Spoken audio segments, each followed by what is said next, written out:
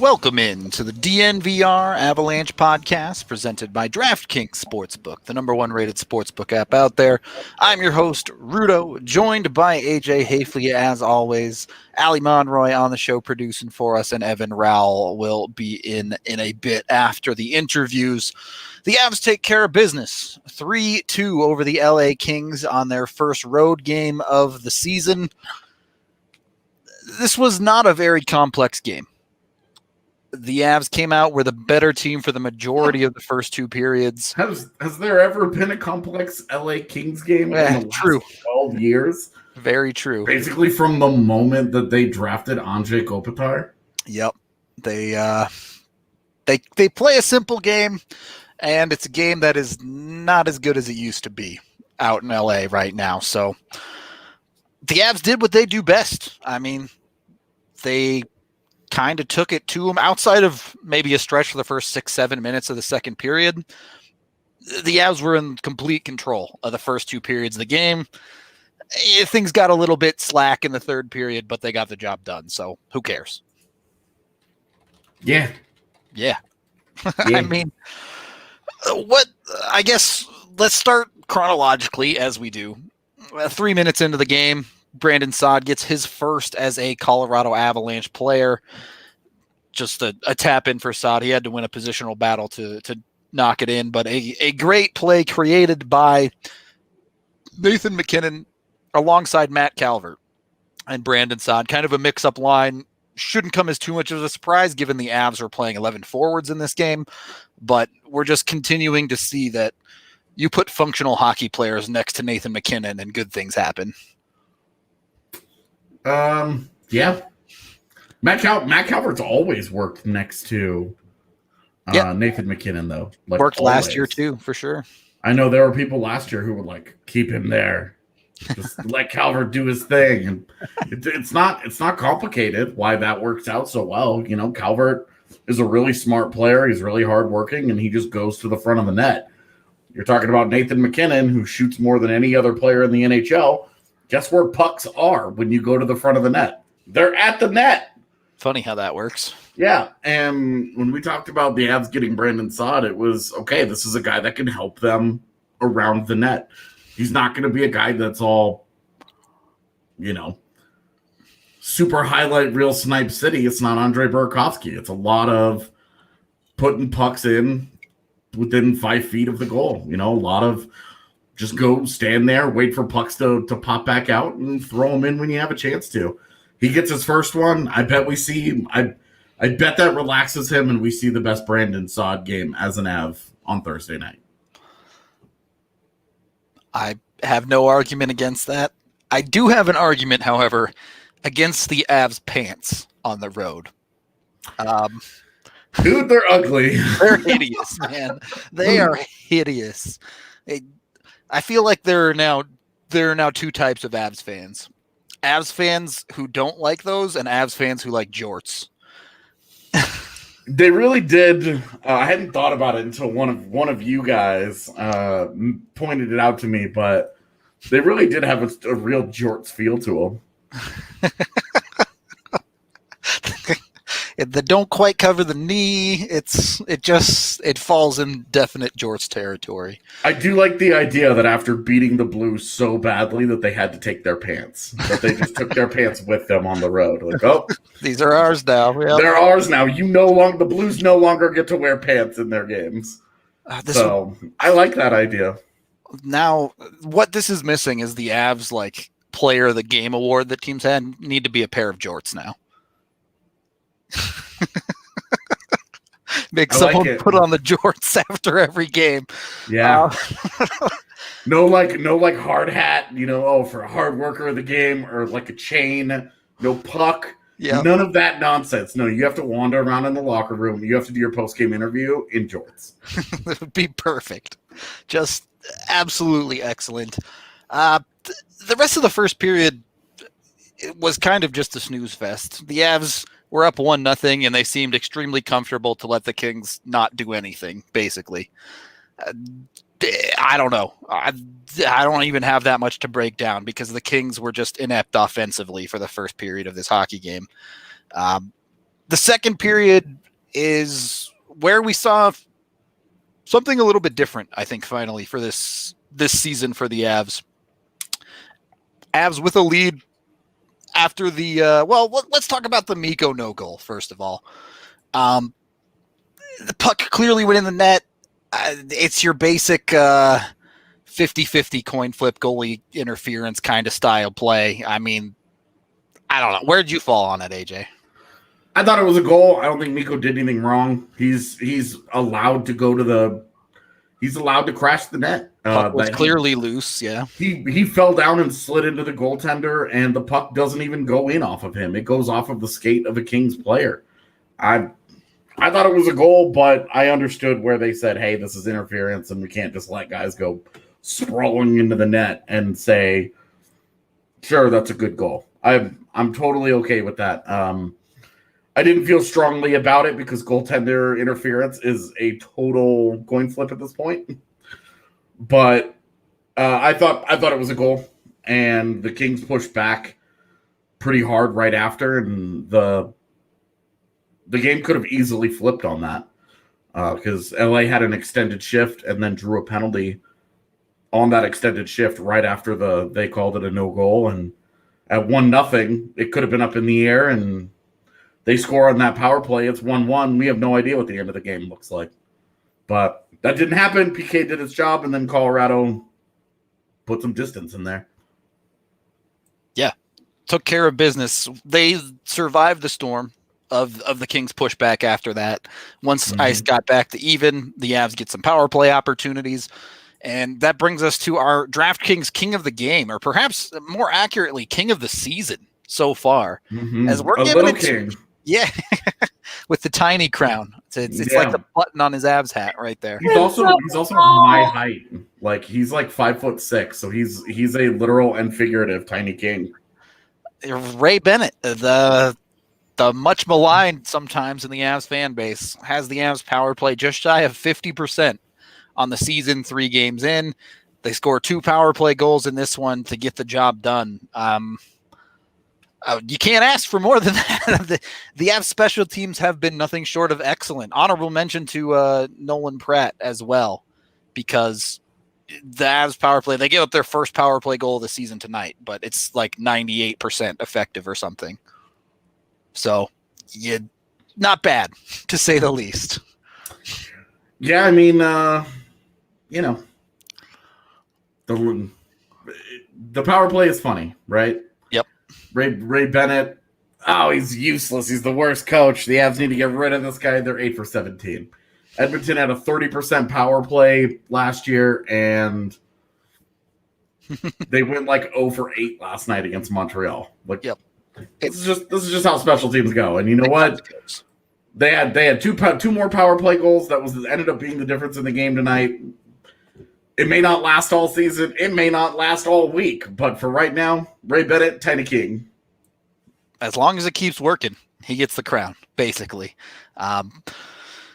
That's maybe one of the interesting things we've seen so far of this season is the Avs aren't beating teams 5-on-5. Really.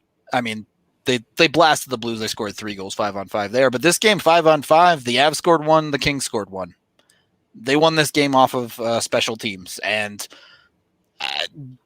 you can look at everything however you want to phrase it. There's some negatives there because you expect a little bit more out of the Avs on 5-on-5, but winning games because of special teams is exactly what the Avs were missing in the second round of the playoffs last year. Look, 5-on-5, the Avs got outshot 20-17 tonight, but scoring chances 18-13, high danger chances 7-2. So the Avs were, again, they were the better 5-on-5 team in terms of the quality. When the quantity is 20-17, that's not a big enough difference for you to ignore quality. That's a very much a stat line of a team that got up 3-0 halfway through the game and just kind of chillaxed for the second half. Even then, third period, the Avs 7-5 in scoring chances and 1-0 in high danger chances. Gave up no high danger chances in the third period. And if you look at both of their goals, one of them is an all-world shot that, okay. Yeah. And then the power play goal against was a funny bounce that popped right to an open skater. Kind of like Colorado's second power play goal that goes right through Nazem Kadri and goes right to Mikko Rantanen. Each team got a nice little break there on the power play, got a freebie goal, and it ended up those evened out, and it was fine. Yeah, if the bounces even out, this is a game the Avs are supposed to win on paper, and they did. We'll get to the third period. We'll get to the closeness of all of that. We can just take our first period break here and let you guys know about Chevalier Mortgage. Both Mike and Virginia have been in the business for a long time now, and they're locals here to Colorado, including being CSU alums. You can call Virginia directly at 303-257-6578 or visit DNVRmortgage.com. You can see right there at the bottom of the screen if you're watching. Both Mike and Virginia will take care of you. You've probably heard about the great mortgage rates right now, but Mike and Virginia are not your typical mortgage company. Yeah, the rates are great, but what makes them different is Mike is a certified financial planner and looks at so much more than just the rate when designing your home loan. So head on over there, again, DNVRmortgage.com. You can also get yourself signed up for a chance to win some free DNVR merch with them. Michael Chevalier, NMLS 1931006. Virginia Chevalier, NMLS 1910631. Of course, we are also sponsored by Breckenridge Brewery, the official beer of DNVR. If you weren't at the bar tonight, probably celebrating another Avs win, or it's probably over by now. They're probably starting to filter out, but you can get 8 different types of Breckenridge Brew on tap down there, or you can get it from the farmhouse where they have dozens of flavors. Check your local liquor stores with the Breck Brew locator online as well.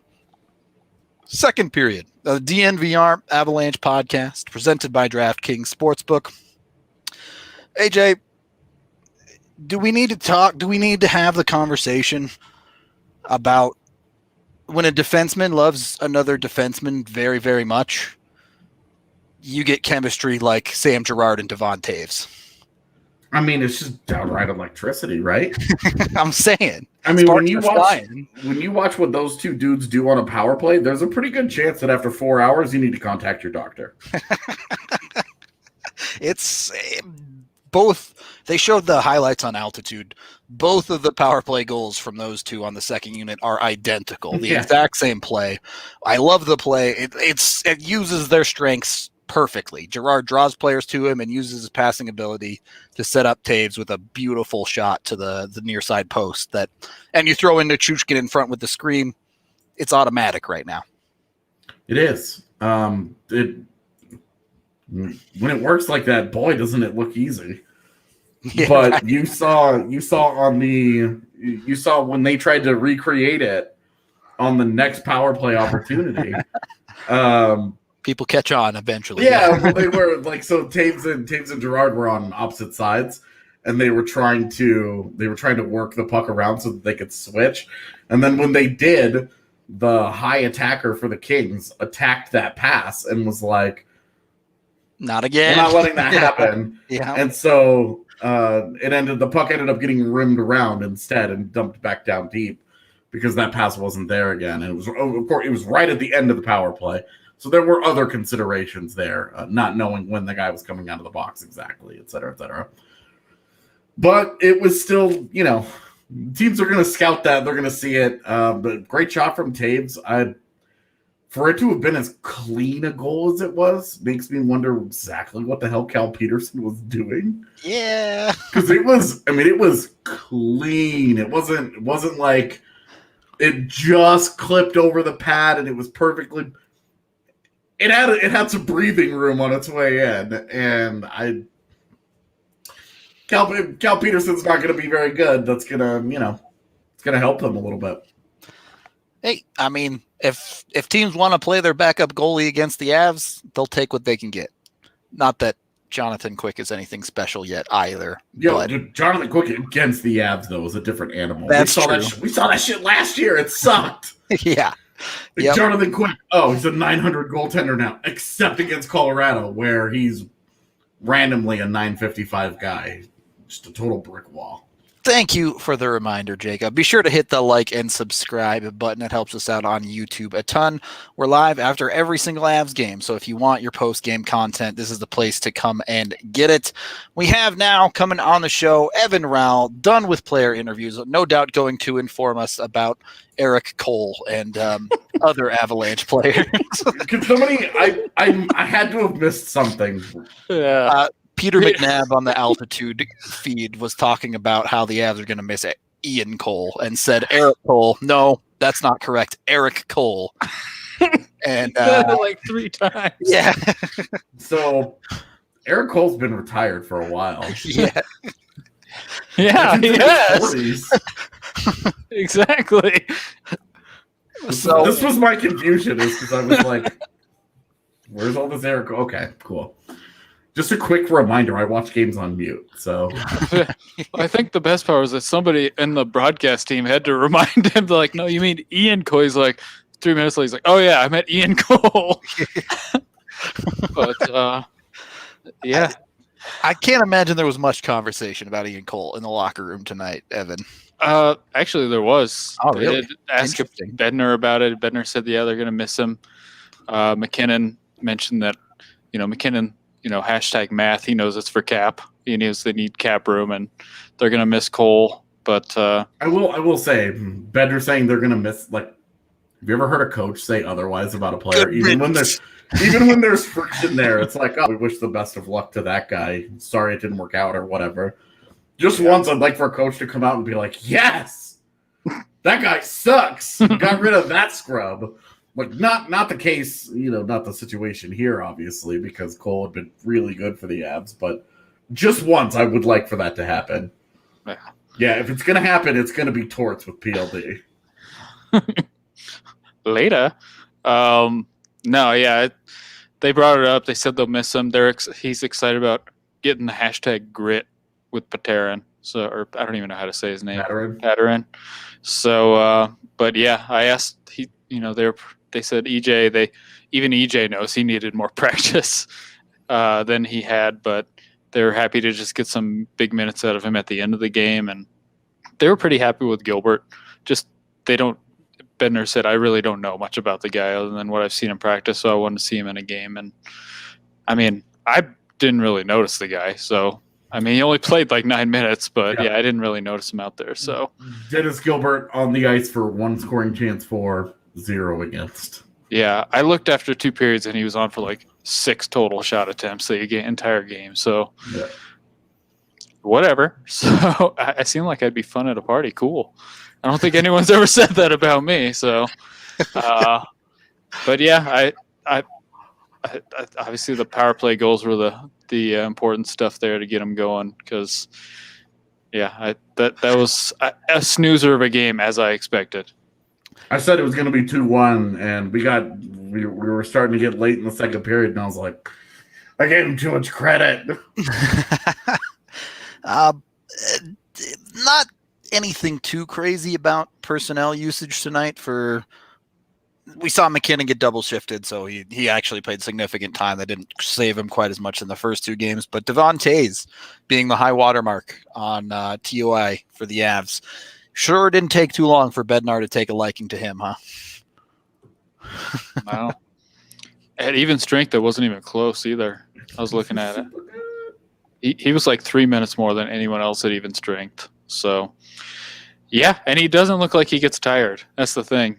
So, when you could play that many minutes and you're that fast and just make everything look very efficient, then that's looking like a baller pickup right now.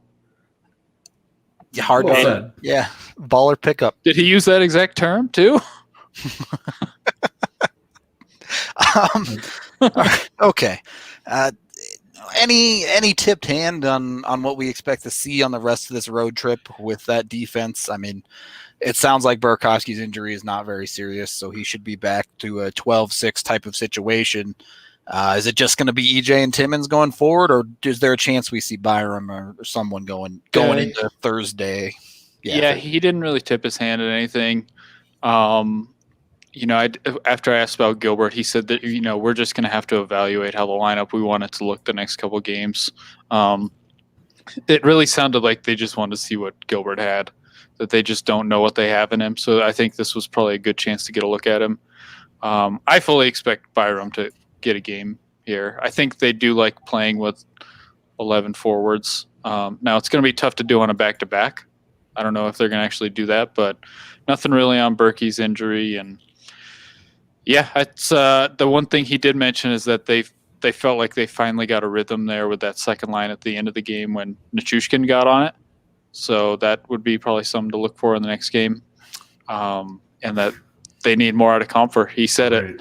So they, which I would absolutely agree. Comfort and really Kadri too. They both have looked not good at even strength. Yeah, the 3C thing continues to frustrate a little bit. With Nichushkin, I just roll my eyes because we know how this ends.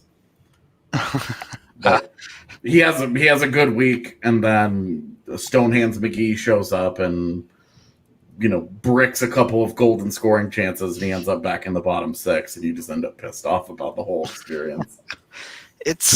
It was a much better game for Nichushkin, though, overall. Like, he looked a lot better. He was more dangerous. But if he's not going to score in the couple of games where he actually looks dangerous offensively.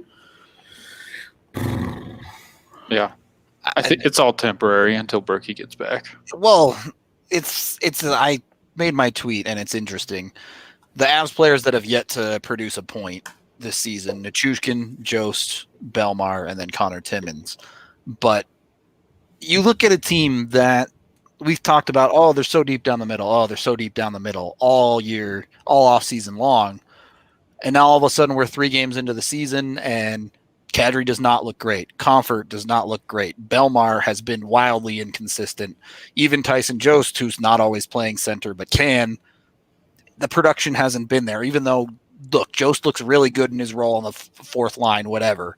But the production is not there yet. And I don't think Jost has a shot on goal in these 3 games. I was looking at that. He does. But Tyson Jost tonight on the ice for 10 scoring chances, 4, 1 against. Yeah, he was good. Nothing to show for it, though. Yeah. And it just continues to be that's the story with Tyson Jost. His process is going to look good and his production isn't. I don't think we're going to see any I'm not expecting any big breakout at this point. What are we looking at here? His shots on goal. 1 whole shot on goal. Did he get one tonight? I don't think he did. No, he did not. So he has 1 shot on goal in 3 games, despite great underlying numbers. Yeah. And, part of that is a role on the fourth line, but at the same time, if the Avs want to get back to a place where they're dominating teams 5-on-5, it needs to be more than just process for the bottom 6. They need to be producing somewhat. Yeah, I mean, I'll take really good process like that, like dominant process. Sure. 10 scoring chances, 4 and 1 against. Like, I'm sorry, but I'll freaking take that from a bottom 6 guy every game, even if he never scores. You're just not giving anything up with that guy on the ice. Statistically, if you can consistently put up 10 scoring chances for a night, you're going to get some points in there somewhere. Yeah. Which, by the way, led the Avs tonight. That's why I bring that up. But It's such a good process, though, that if you're not giving anything up defensively, then you're fine. It's just that you need to see something, and the top guys just keep humming along. They're gonna. Yeah. There's a point here, there's a point there, but there is like, it's funny because when your power play is rolling, Bednar says it all the time that the power play is oftentimes a reflection of your 5-on-5 play, and I just don't think that's true right now. Not tonight. Close, yeah. They're like two when you different score worlds. 5 power play goals in a game, it kind of slants everything. Like that 8-0 game, we should just throw out the window because it's such a ridiculous outlier for everything. And so they didn't play very well 5-on-5 in game 1. They were only okay 5-on-5 tonight. I thought they were the better 5-on-5 team, but LA sucks, so it's not saying a whole lot. Yeah, they weren't significantly better. I'm just. This felt. I don't want to put down LA too much, but I'm about to. So they're bad, dude. They are bad. No offense, but then you're gonna offend them. I mean, they're just bad. It felt like a preseason game where the Avs put in all their stars to get a warm-up game, and LA threw out a bunch of dudes. Like that's every Kings game, though. Every Kings game feels like a preseason game because they aren't good enough to push you beyond that. Yep. They're just not there yet. When you look at their lineup, like Andreas Athanasiou was one of like 3 guys in their entire team that could make the shot that he did tonight. And there's a reason that guy was free at the last minute when they got him. Here's another question. Is Drew Doughty just kind of bad now? Yeah, he sucks, dude. Like, it's a sick pass, though. We've talked about, a lot of people have talked about it. He's gotten super upset and offended because he wasn't on TSN's Team Canada roster or some bullshit. And it's like, dude, you haven't been good in 3 years. Like, you're Braden Holtby on defense. Like, and you watch him play, Landeskog runs him over. Somehow that turned into a Drew Doughty love fest. And he's just not Drew Doughty's just not very good. He's on the other end of that first goal against. He doesn't stop MacKinnon from doing anything that he wants to do. It's just, dude, the guy's just not very good. Yeah. The broadcast was, I know you watched it on mute, but it was a Jeff Carter love fest is what it was for like half the game. But I wanted to actually say with Tyson Jost, like I'm completely happy just leaving him where he is and just letting him get into a groove because I think he's in a good spot right now where expectations are reasonable, where people are over where he's a 10th overall pick, I would hope at this point.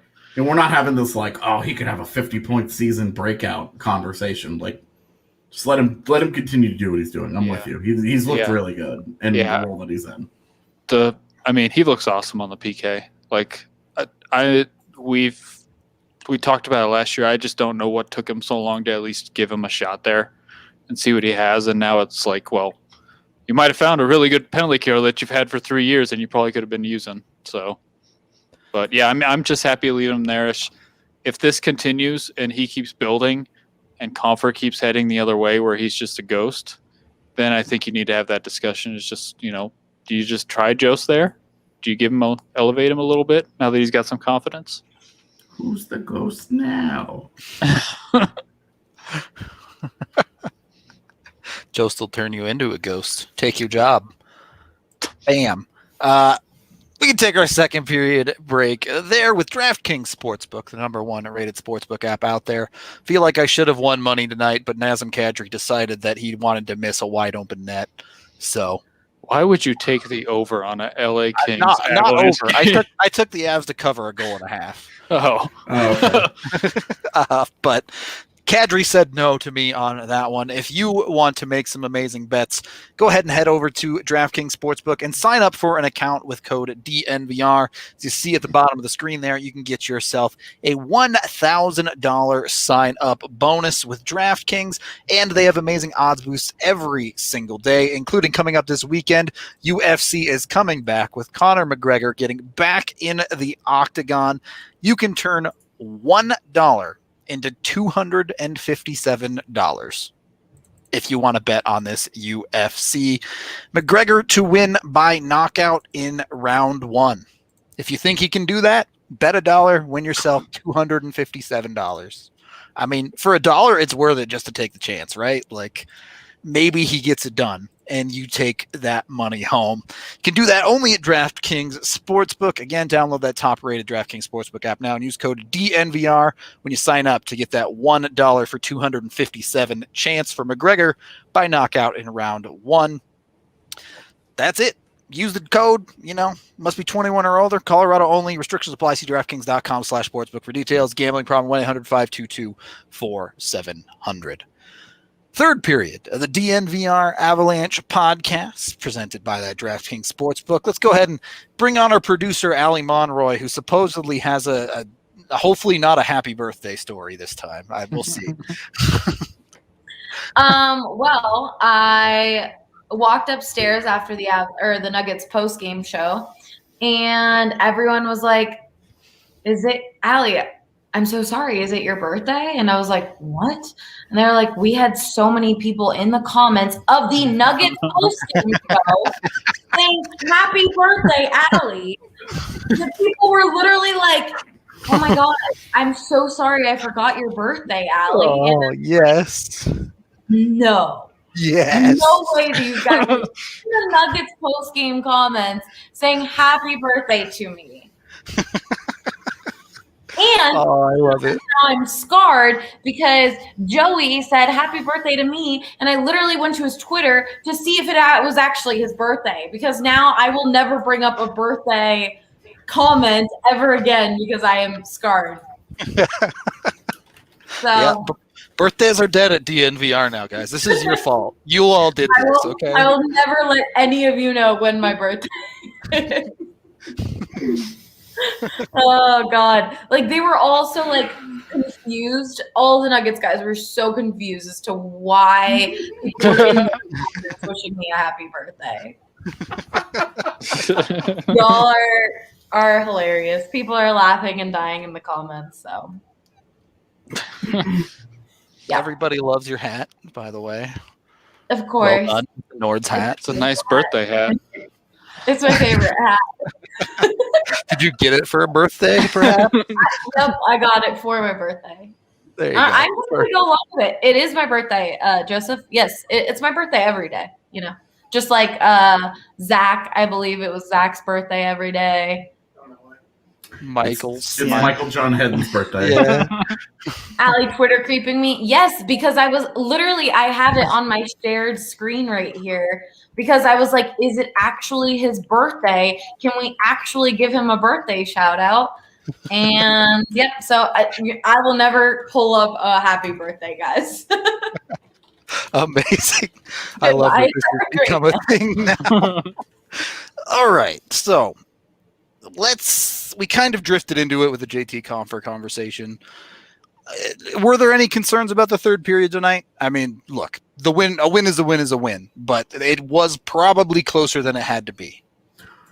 I mean, all told, not really, man. Yeah. Shots were only 8-5. At even strength, they were even. Scoring chances, high danger chances, all that stuff favored Colorado. I just don't have a huge problem.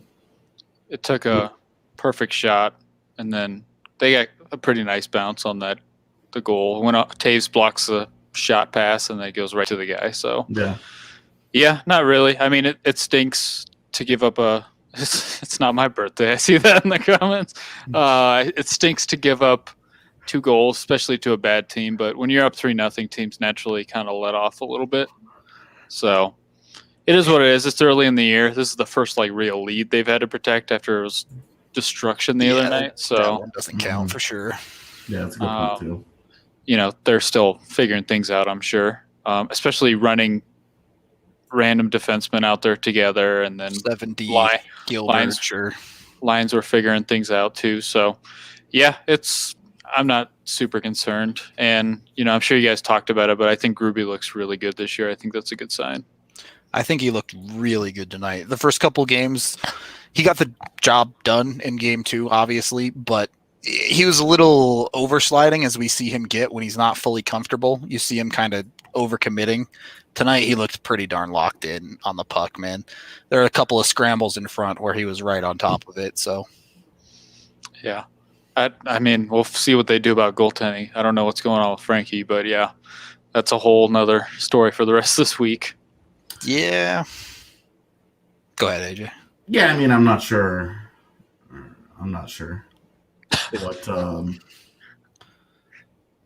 what's going on with Frankie, but I think Grubauer looks great. I mean, you even watch him; he almost stopped that power play goal against. Got a piece of it, yeah. Yeah, I mean, he's totally left hanging out to dry there on a bad break, and he still almost got to it. So, it certainly Grubauer playing quite solidly. Even in game 1, 3 of the goals, there was nothing he could have done about. So, it kind of been a quiet first 3 games for him, but if every night's a quiet night for your goalie, you're feeling good. Yeah. The defense in front of him, I thought was just fine. As we said, both the goals were credit where credit's due, or ridiculous bounce that your defense can't really do anything about. So, yeah, I think Graves has looked really good the last 2 games. After the first game, I was a little worried that we were going to get the same Graves we saw in the playoffs, but I think he's bounced back really nicely. Yeah, hard to argue that. This is kind of you'd like to see the Avs win 3-0, right? As you guys are still breaking down. I don't know what's happening in the chat. I don't either. I have no idea. There's a lot going on. I don't know who Michael from Vsauce is. But someone did say real quick where they can get this hat. 47. They have a bunch of Nordique stuff. It's awesome. There's a lot of talk about my couch in this chat right now. If you guys want this couch, go to AF Dub. What? Such an influencer, Evan. I know. Jake Jab came to my high school back in the day. Oh God, here we go. And he said, "I hate animals." He actually said that. It's like, okay, they're in all of your commercials. Yeah, did he bring his tigers to your school? No, he didn't. We also had the Ty Bo guy come to our school back in the day too. Billy Blanks? Yeah, we all did Ty Bo. That's a basic.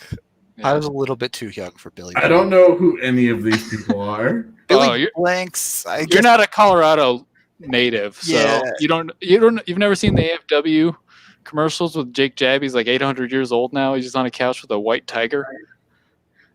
He's been doing it my entire life. Those commercials. Nope. Yeah. The only ones that I remember from early childhood are the Rockies autos. Yeah. Well, That's about it. Jake Jab made it into an episode of South Park. Yeah. You can get Rudo by sliding into my DMs, baby. All right? Oh my No, you Here we go can't. again. You're married. Yeah, I'd have to turn you down in the DMs, but you know. First the Justin and now the couch. These comments, someone said, Avs, where was it? We can't take Avs fans anywhere right now. No, that was No. Oh my God. This is what happens when all these late starts. It's always DNVR after dark on the Avs pod. I am not saying it out loud, but for the people who can see it, oh, that's not the one. Of course. The comments are going too crazy. I don't sit on the couch because then it's just awkward looking. It's even worse looking than this. The couch Someone does not said, look like the your captain wife couch. doesn't let you sit on the It's couch. No one tells me what to do. All right. Time to put my 8-year-old daughter to bed thanks to Rudo. Okay. I plead the Good fifth Lord, on what that is one. happening All there? right. We need to turn the comments off. I didn't even have anything to do with any of this. I am a bystander on this. Good win tonight. What were we talking about? I have no idea what we were talking about. Ruby? 2 points. Yeah. I will say the Avs coaching staff knows how to wear masks. That's one observation I have. Yeah. After Bednar watching actually the wore the St. mask. Louis Blues coaches just like not know how to wear a mask at all. So good for them. Yeah. Yeah. I would agree with some of the people just in comments that Cale Makar just doesn't look 100% yet. He's not totally there, but he'll be fine. He'll get there. I needed him to score a goal tonight. I had a feeling, and I told everyone about it, and I bet on DraftKings Sportsbook that he would, and it didn't happen. And I'm really I feel like he's due though. All that I'm betting on these days is shots on goal overs because I'm winning some cash on these bad boys. That's Ryan's go-to shots on goal. That's RK sitting off screen counting his dollar bills. The only player that I consistently think you'll win money on betting to score a goal is MacKinnon, and even that wouldn't have paid out tonight. So, but the odds aren't very good because everyone believes that. So, like the odds for Cale to score tonight are pretty good. I think Avs fans got a little hyped up on his goal scoring ability last year because he hit so many posts, and then he shot like just under 10%. I told Evan earlier today, I think he'll probably half his goal total from last year. He'll score more like 6 or 7 instead of 12 or 13. And then his assists will skyrocket and his points will, he'll still be a dominant offensive player. But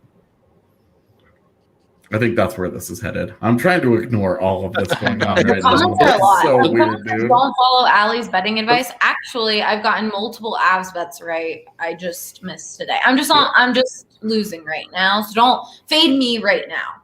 But for the record, I did not take MacKinnon on his shots on goal tonight because I figured Kopitar was going to be shadowing him and slow that down. I took Mikko, and Mikko won me some money. Yeah, and Mikko's been shooting the puck this year. Yep. I think they counted his kick on that non-goal as a shot on goal, so that's what put me over. I will not be growing a beard, Matthewson. I guess we are the beard cast, aren't we? You are. I wonder what the odds on Eric Cole scoring next game are going to be. Pretty high, I imagine. Is outside of MacKinnon playing 23 minutes because they only had 11 forwards, is this an ideal way to start a road trip? No one really had to burn the heavy oil tonight. They should be pretty good to go for the back-to-back. Yeah, I mean, when you consider that they had 7 defensemen, that one of their D played 25 minutes tonight, it's kind of dumb. Yeah, Makar played 25 too. Yeah, they kind of ran that top pairing down, but yeah. And it's like you had 7 defensemen. Why exactly did this happen? Like, why would you put yourself in this spot? I don't know, man.